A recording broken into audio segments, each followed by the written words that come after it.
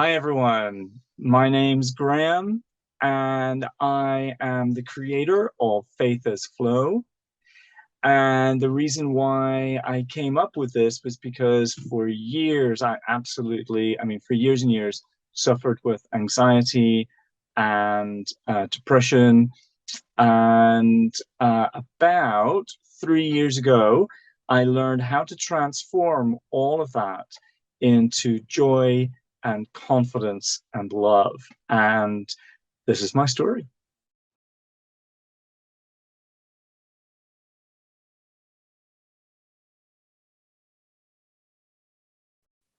So, Graham, you started your energy alignment method in journey in 2018.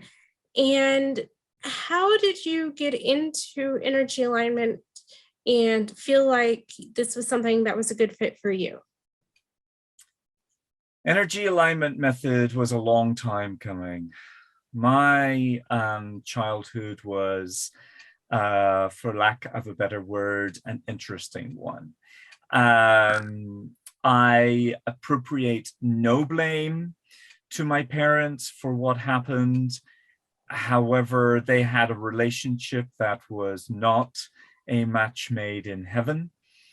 My father was prone to anger, fits of rage. He had no control of that. At least he did some of the time, obviously. However, he would tend to explode on me.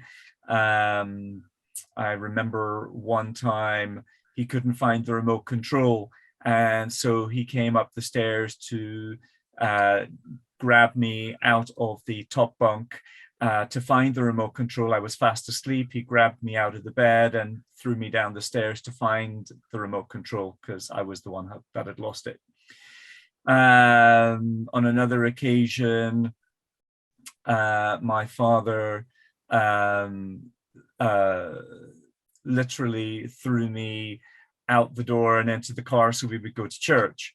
While we were in church, if I wasn't singing, he would sometimes raise his fist and thump my leg so that I would sing, and things like that. Now, my father was completely against me being a Seventh-day Adventist. He was a Church of Ireland man, and he had a reputation of being a good churchman, and he had many roles to play in his church. And so he would say, you know, Graeme, you are not a Seventh-day Adventist, you are a Church of Ireland man. And so he would insist that we wouldn't go to church with my mum on a Sabbath or on a Saturday.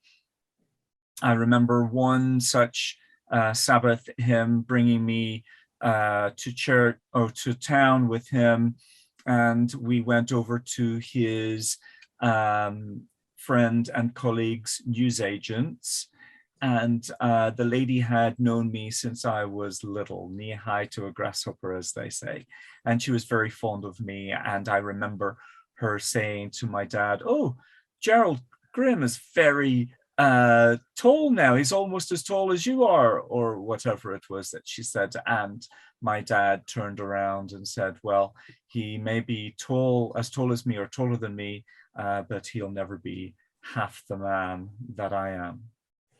Well, that is a very hurtful thing to tell a child. And it was at that time something that just went through to the very core of me.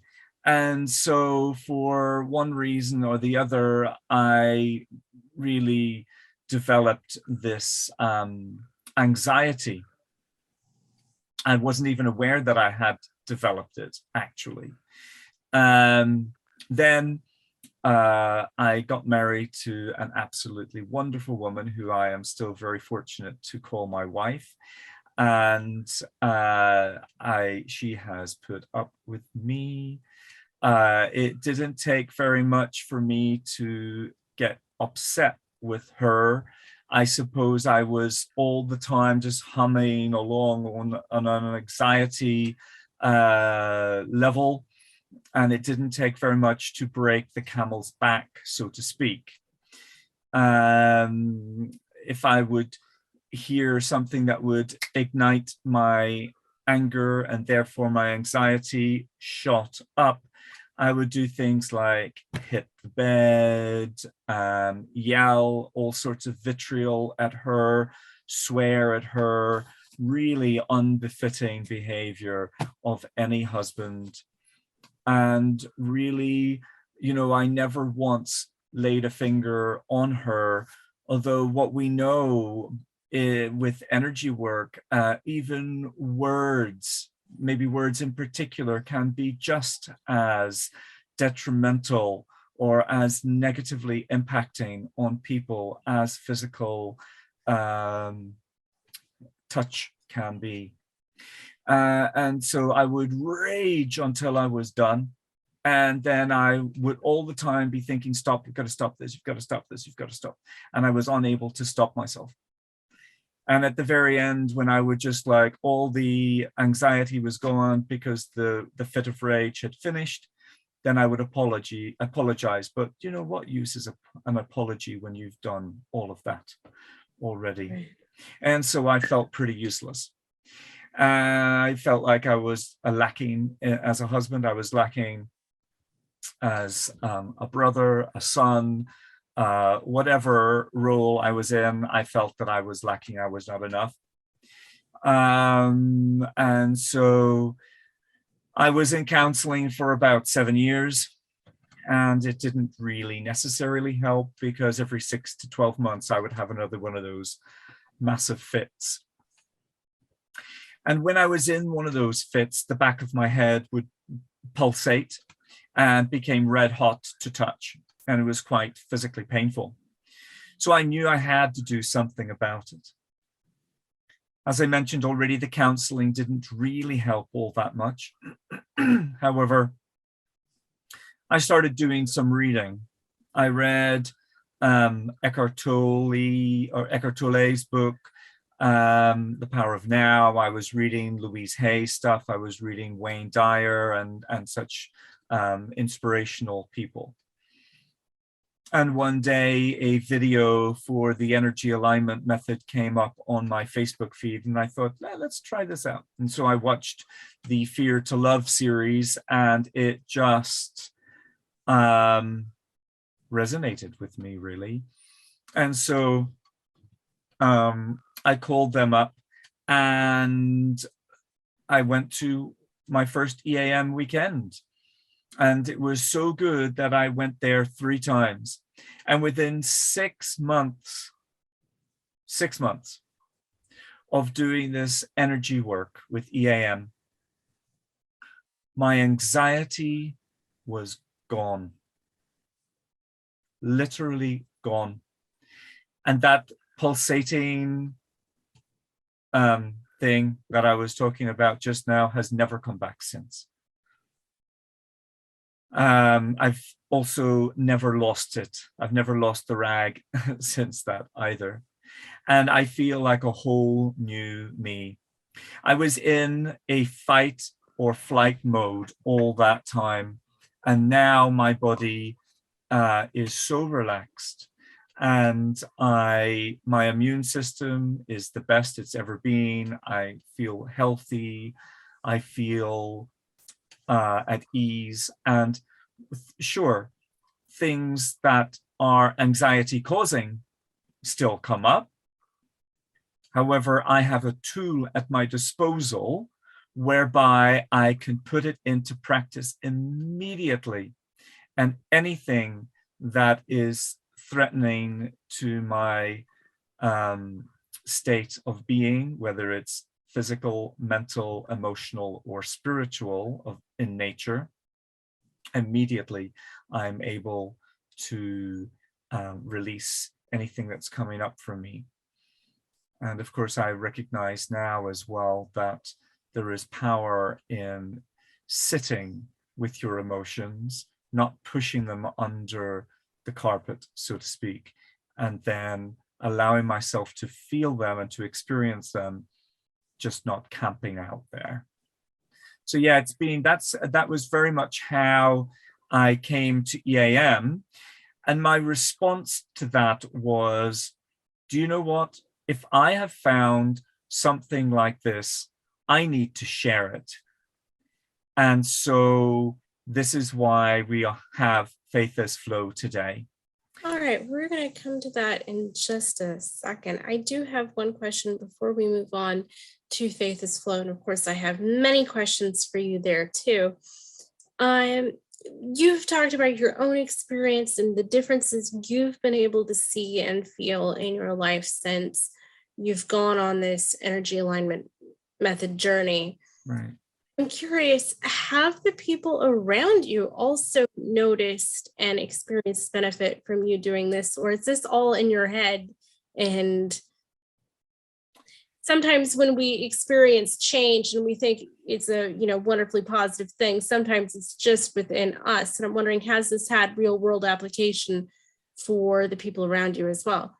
Absolutely. Absolutely it has. I know for a fact that my relationship with my wife has improved. That is without a doubt. My relationship with my son is, I came to EAM when he was very, very young. And so for that reason, I think we have such a good relationship, both me and him. Those of you who follow me on Facebook will probably often see that I'm posting pictures of us together. And this comes from just a genuine heart of, I just love this kid. This is a relationship that I probably wouldn't have had I not had this understanding of energy work. Well, and that's one of the things. Go ahead. Sorry. But no. Based on the fact of what my relationship with my father was like, I was petrified when I heard that I was going to have a little boy. I didn't know how that could pan out. But with this, I'm so confident as a father, and I am so blessed with a good relationship with my son. And so many other relationships, and some people who were friends but were more friends of the variety that they were taking from me, but I was never really taking from them, have sort of just slipped out. Though I miss them. Sometimes, people, when we change, when our energy changes, the people that are not matches for us will just slip out of our lives like butter off of a knife. Or people that are important to us will be attracted into our energy, I guess. I think that that's one of you talked a lot about your relationship with your son and how that has changed. And that's probably how you and I grew together, is my watching the videos of you and your son interacting. And I really appreciated what I saw in those videos. I thought, that's kind of, if I ever become a mom, wow, just so infinitely patient, so infinitely reassuring. I'm thinking of this one video where your son has climbed up something and is wanting to jump off, but hasn't gotten the courage to do it yet. And after about 2 minutes or 3 minutes, I'm a teacher, so I'm kind of just like, okay, you know what, we'll try this again another day. Just climb back down, child. And that you were very reassuring to your son and used some of the tools that I later realized were energy alignment method tools on him to let go of his fear, and then could do it and do it quite confidently and be so excited about that.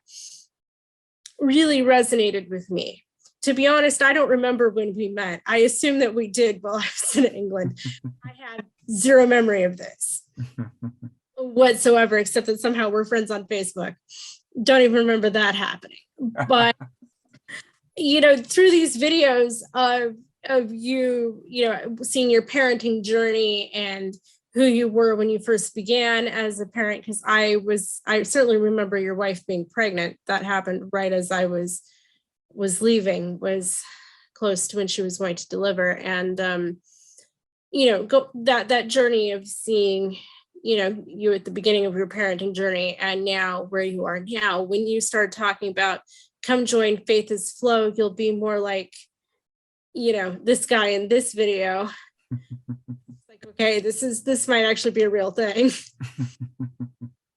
And is how I got here. Yeah, that's so interesting, actually. That very same video, watching that back, in encouraging him to jump, I very shortly after that had to encourage myself to jump. I had been working part-time as a speech and language therapist and had not really thoroughly believed in myself that I could do it full-time and really hold it together. And after having had an experience of a 6-month post where within the 6 months they said, no, sorry, you're not good for us, it really, threw me for a whatever. And an interview came up and said, hey, there's this post going. And I thought, well, do I dare to go for it? I don't want to do it. And somebody had said to me, Graeme, do you know what? Did you see what you did for Daniel that time? Can you do that for yourself? And I was like, oh, right. Yeah, I guess. And so I did lots of EAM around it. And then I went for it. And now I'm in it still a year later, this full-time speech language therapy work. And it really does work. And it's such a lovely, lovely job that I'm in, which I would never have gone for had I not had that experience. So that is really awesome. And it's good to hear how and see how the work that we do may positively impact the people in our lives, that it is a noticeable difference. I do a lot of physical therapy because of, for those that don't know, I was born with certain challenges. And so I do a lot of physical therapy. And I can go to sessions and feel like, wow, I did so much, so many things changed. I feel so much better. And I'll come home and the people around me are like, I'll ask, can you see? Don't you see it's better? And they're like, no.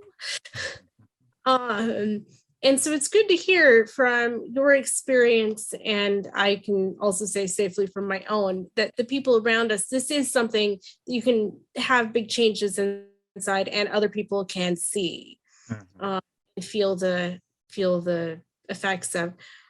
So EAM is so wonderful, and you had, several years of an EAM, energy alignment method journey. How did you decide that Faith is Flow needed to come to be?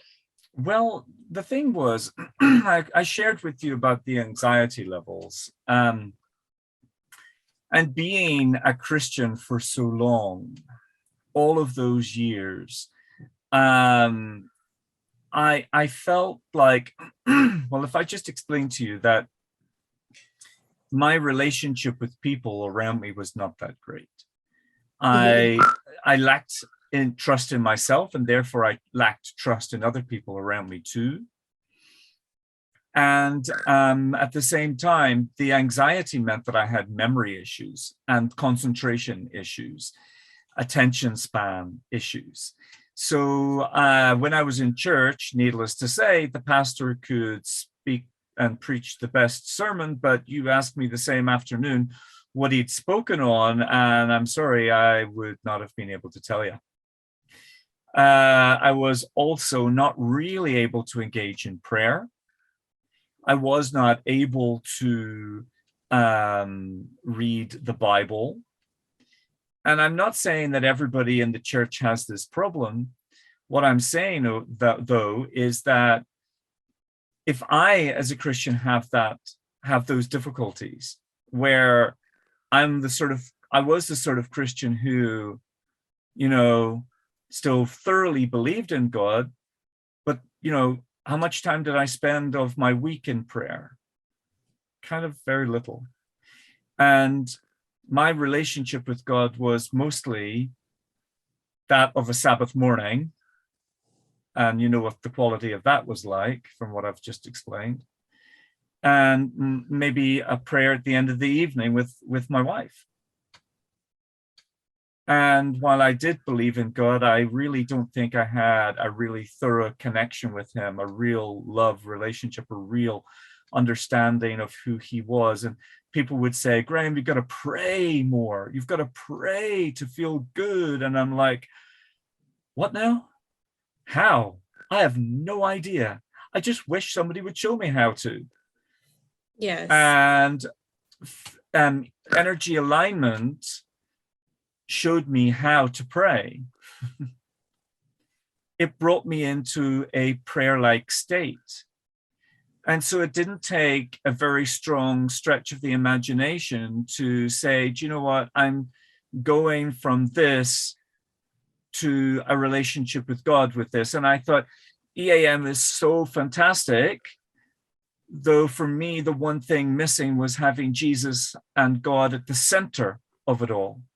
Because for me, really lifelong, deep, changing stuff can really only happen when I bring God into the center of my life.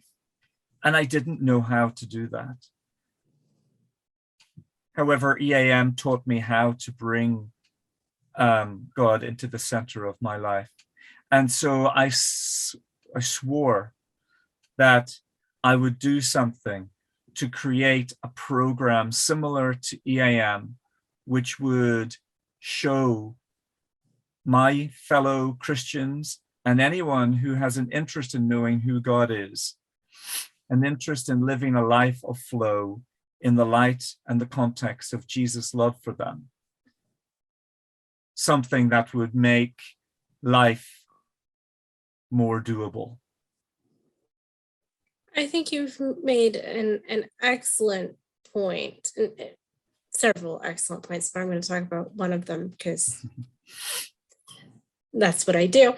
But when I was growing up, and in fact, right before you and I met, I was told by a very well-known Adventist theologian, when I went to him with struggles with my relationship with God, and I was like, Pastor, what do I do? I have been raised in this church my whole life. My whole family was raised in this church. What do I do? And his response was that I should pray every day and read my Bible every day. And then if I did those things, that was my ticket to heaven. And I thought to myself, this is a very works-based operation, because his reasoning was that when I got to the pearly gates, if God said no, I could say, but God, I did my very, very best to, have this relationship with you, and you didn't choose to meet me in this space. And therefore, according to the Bible, Section 12, Article 32, I am allowed entrance because I had faith. And I felt very heartbroken with this, because that didn't say, everybody has always told me, Jesus loves you, Jesus wants to have a relationship with you, God wants to have that relationship with you. And I was just like, okay, read my Bible and pray every day. That sounds like obligation. Mm-hmm. Here. Sounds like hard work, doesn't it? Mm-hmm. It does, especially if your heart isn't in it. I mean, if I'm just reading it, because his thing was read it, if you had to, with the attitude that it's like, as boring as a telephone book.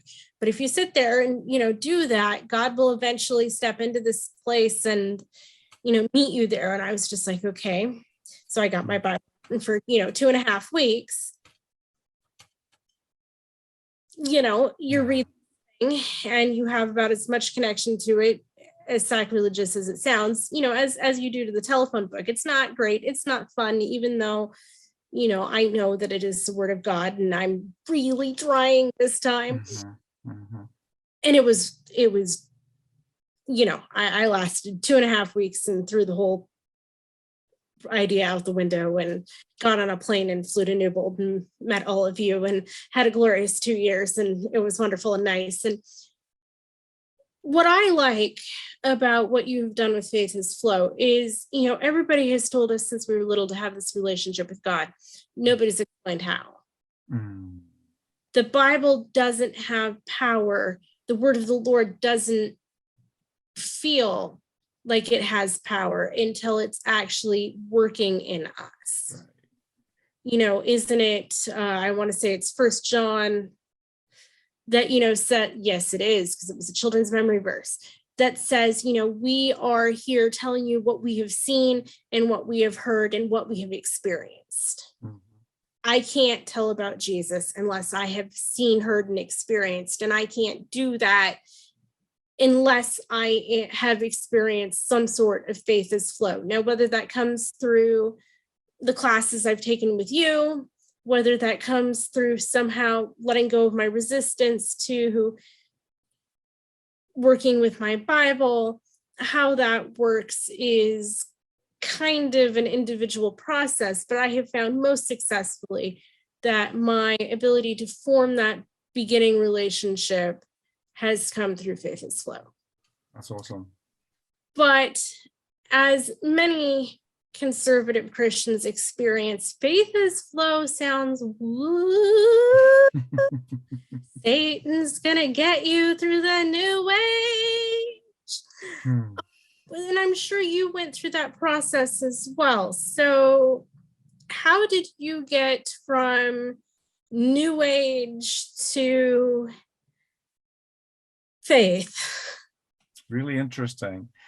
As I explained to you, the position from which I was coming from, I was in a really, I mean, I cannot emphasize the word really enough. I was in a desperate state and I needed some help, and I needed it now. I mean, I needed it yesterday.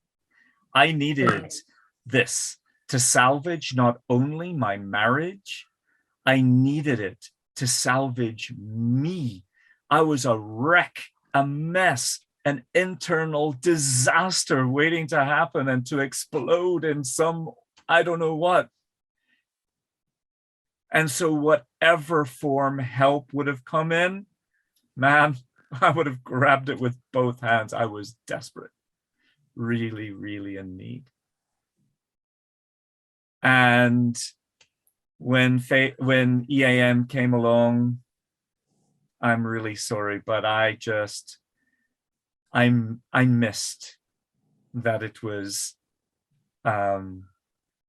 chakras and auras, and I did not connect that with being something that was not for me as a Christian to look at. I missed all of that because, quite frankly, at that point, I didn't care. I just needed a way out. And I knew I still needed to be here. And so the energy alignment method through Yvette Taylor provided that lifeline for me. And so as that sort of thing came through a bit more as I began to stabilize. And then I began to connect, oh, right, some people consider this to be New Age, whatever New Age is. People consider it to be woo-woo and inaccessible to Christians. And I thought,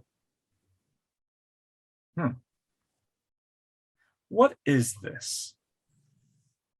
What really is this? Because when I came to it,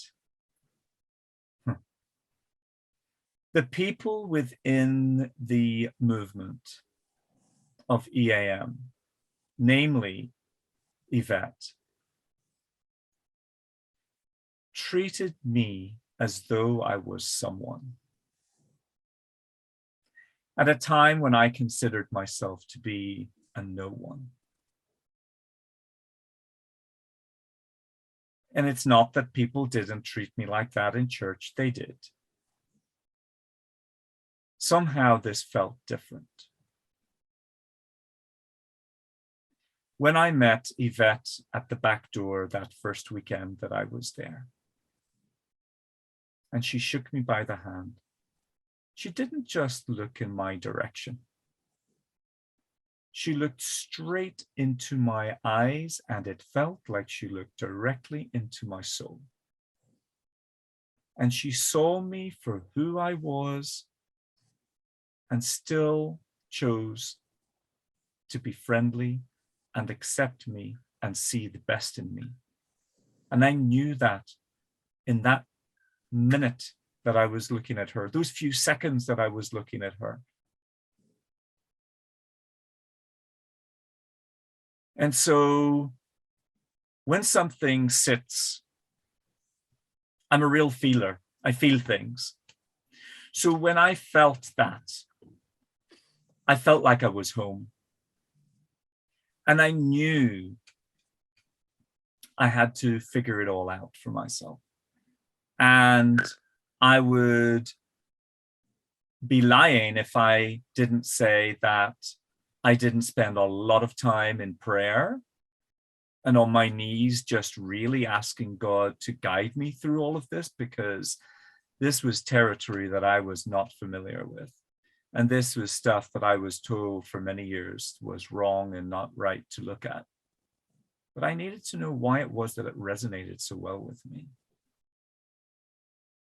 Would God really have led me to this? To take me out of my anxiety, only to let me miss out on heaven and to miss out on his love for me?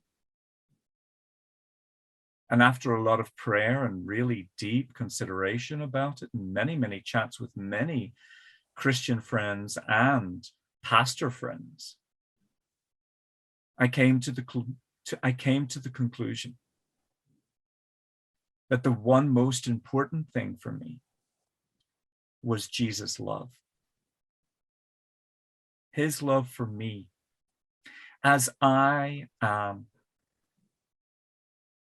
He loves me just the way I am.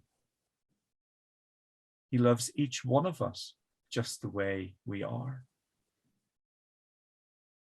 And it is our relationship with him which is saving. And while theology is important, our relationship with Christ is the important thing. And so from here, I was able to then look more closely at what it all meant. And I just looked at all of the chakras and saw that they all represented stuff that I already believed in anyway. Take the crown, for example. It deals with spirituality, positive thinking, and inspiration.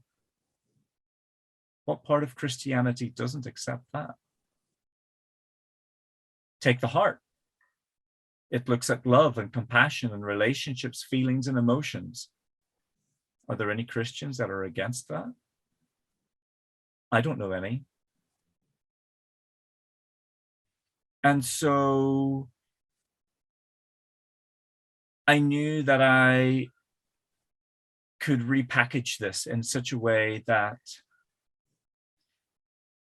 it wouldn't be all chakras and auras. Because if a Christian, your average Christian, would hear those words, they're going to turn around and then they're going to run 100% in the other direction and create a reversal of their own. Right. So that then became just a project for me to turn this into something which was Christ-focused, Christ-centric, God-centric, and lose the words, lose the terminology, because it's all terminology, and just get to the core of what it is that we're doing. And what it is that we're doing is we're looking to get rid of the stuff that doesn't support us anymore. And what Christian doesn't want to have that? To get rid of the stuff that doesn't support them anymore, and to pull in those things which are going to support them in a more loving relationship with themselves, with others, and most importantly, with their God. And at the end of the day, the story just boils down to love. Sorry, Laura, you were saying? Oh, no, that was fine. Sorry, I did not mean to interrupt you. I thought you were breathing.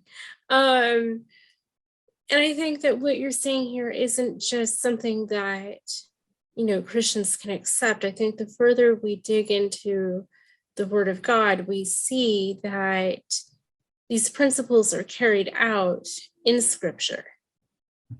We are, taught as a child that sin is what separates us from God. So another way of thinking about this in terms of faith is flow is that sin is really the stuff that stands between us and being in a flow state. When I release resistances and my low level frequency emotions, I'm really just getting rid of, I don't want to say sin because that has so many connotations to it, but I am getting rid of the things that are separating me from being at one. And that's the whole purpose of atonement, is to be at one with God. And yes, I'm using very theological terms on purpose to give us the understanding that what we are talking about isn't Bible-based. Because anybody can pull a Bible verse out of the Bible, slap it on a bumper sticker, and say, I've repackaged this thing. Look, I've repackaged a Ouija board, and now it has a Bible verse on it. It's Christian safe. And we all know, that's not a great thing. And I think some people might have the feeling that, hey, we might have just, grabbed a Ouija board, slapped a Jesus verse on it, and are sending it out into the world. And really, no, that's not what you're doing here. You are taking things that we very much believe as Christians and as Bible scholars, that we have dug into the Bible to look at its core truth, that we want to be close to God. We want this connection to God, and that connection to God is life, more abundant. And that, if we confess our resistance and the things that separate us from God, that He is faithful and just and makes all these things go away in our life. Absolutely. Not what we do in steps 4 and 5. And what we're really doing by doing that is we're creating a space of safety for people to heal and to up level and to become the best version of themselves safely and in a non-judgmental environment. Yes, I think you've often said that energy work is like Wi-Fi, and I know you'll go on to say that in many of the other videos. Right. But this is our first video, so why don't we hear it again one more time? Sure. I mean, energy, for me, for the longest time, I thought, what is energy? What is this concept that they are talking about? This thing which everything is energy. Yeah, everything is energy, and I am safe is something that I have learned. And I didn't feel safe for the longest time, and you can understand probably why I didn't feel safe. I didn't feel safe towards myself. I didn't feel safe towards others, and I didn't feel that others were safe towards me. So there was a lot of not feeling safe. And as I began to understand that everything is energy, I began to feel safer and safer and safer, because when I know that everything is energy, I can change stuff.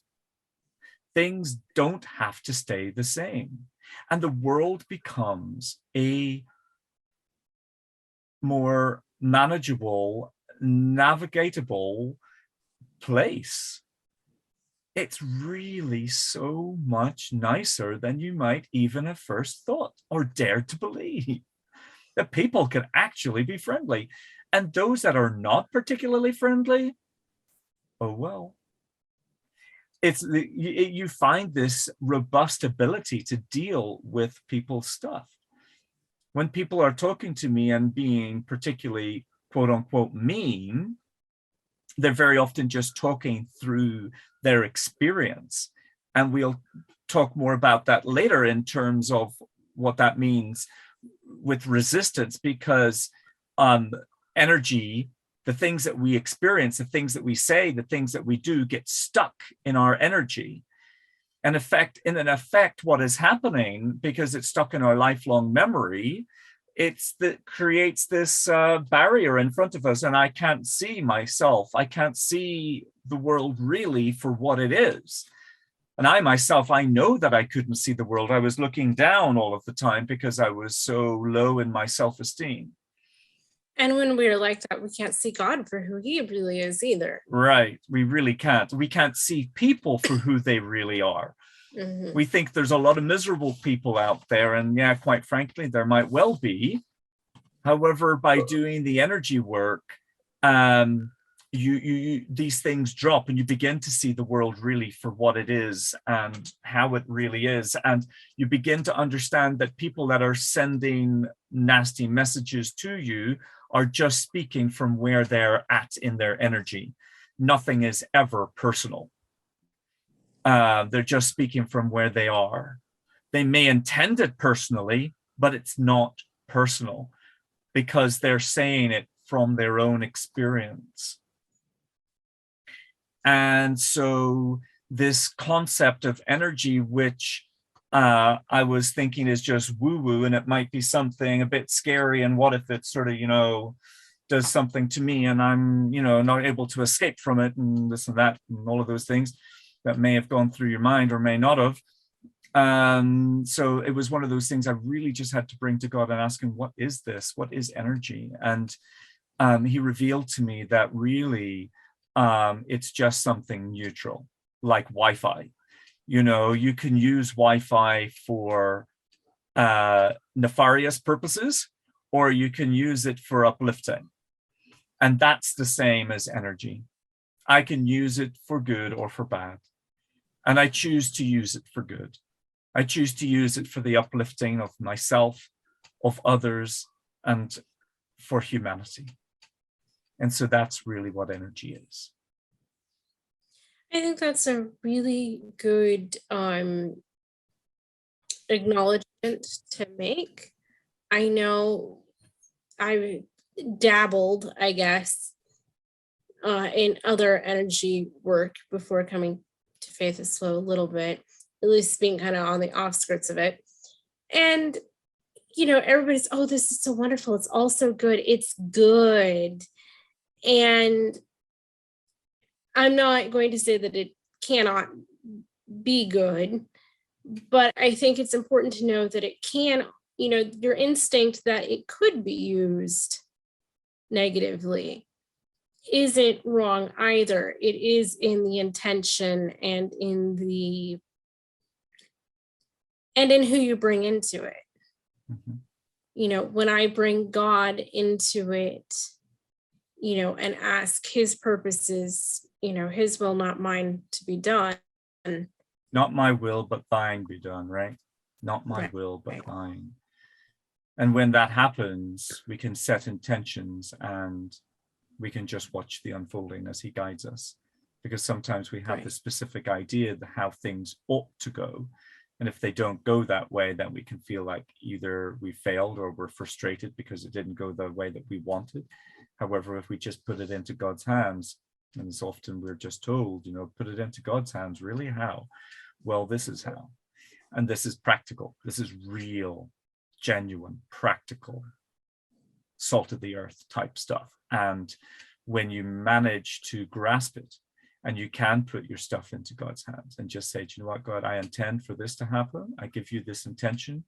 I'm praying for this, and not praying as in, oh God, please help me, I'm about to die and terrible things are happening, I need to help you. Instead of that, it's, God, here, do you know what, I'm cool, it's all good, I'm here asking you for guidance, I'm intending this, and I'm asking for you to unfold this in my life. I'm asking for you to help me to be satisfied with the way my life is going. I'm satisfied. Yet I'm somehow curious as to how it might turn out. This is the essence of success. Mm-hmm.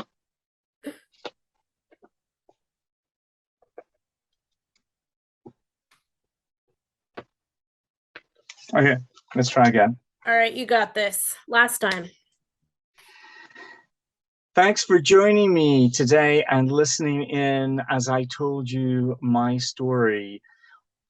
Welcome to the Evergreen series. And if you are interested in knowing more and would like to have your own experience and your own transformation, please do message me for more details.